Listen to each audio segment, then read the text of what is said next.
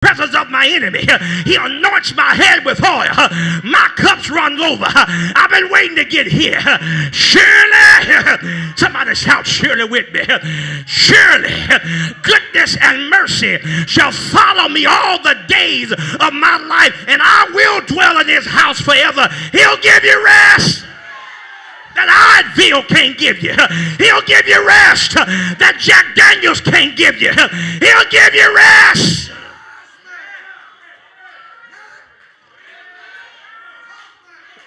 He felt like he had had enough. Number one, because he did not have enough rest. Number two, he did not have enough refreshment. Shout refreshment. Look again. When he rises from his slumber, the book says that he has this bread and water.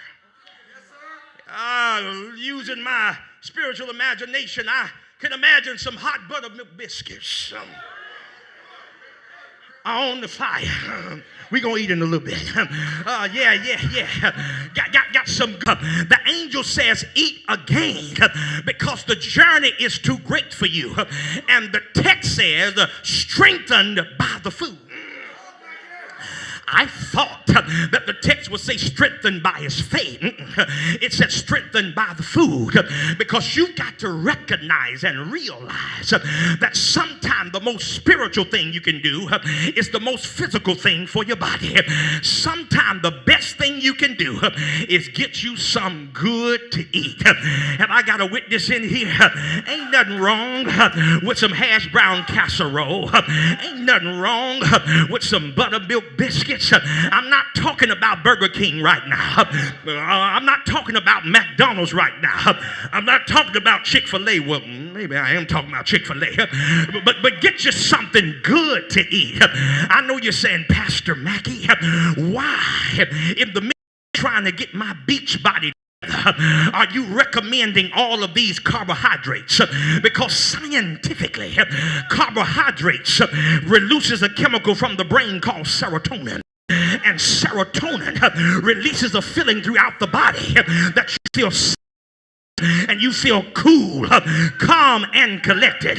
See, some of y'all been starving yourself to death that your stomach think your throat been cut. Y'all ain't talking to me. Tell your get you something to eat. Feed me, Simo. Can I get some help in here? Get you something to eat so you can rest from your labor.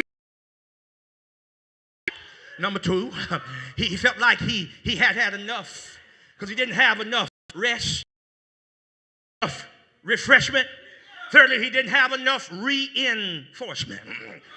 I'm still in the text, but the Bible says when he makes his journey from Mount Carmel to Jezreel, from Jezreel to Beersheba, and gets in, the text says he leaves his servant there.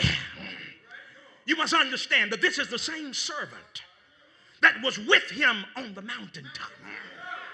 This is the same servant that supported him in his greatest moment. And when you see him in his valley visit, he decides that rather than bringing the servant along, he leaves the servant there. Can I tell you something? That's what the devil wants to do. He hate you. He wants to put you all by yourself. Do you not know the Bible says be sober? 1 Peter 5:9, be vigilant, because your adversary is as a roaring lion, whom he may devour. Have you ever thought, out of all of the caricatures of animals through the word, why did Peter say that the devil is like a, I mean, if we're looking for biblical continuity, The first time we see the devil portrayed as an animal is he's portrayed as a serpent.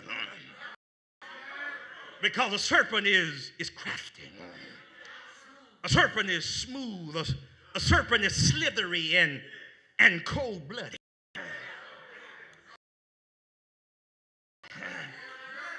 That the devil would be portrayed in that form because he's shown enough crafty. He's shown enough slithery. He's shown enough cold-blooded. I haven't this in here, but the text says, 1 Peter 5:8, that he's as a roaring lion. I was watching the National Geographic channel, and they had this exhibition on lions. And you must understand that lions, particular a documentary, lions do not attack herds. No, lions do not attack crowds. But a lion sits down in the weeds and he watches to see when the antelope and the gazelle get disconnected from the group. And when the antelope and the gazelle get disconnected from the group and they're standing all by themselves, then out of nowhere the lion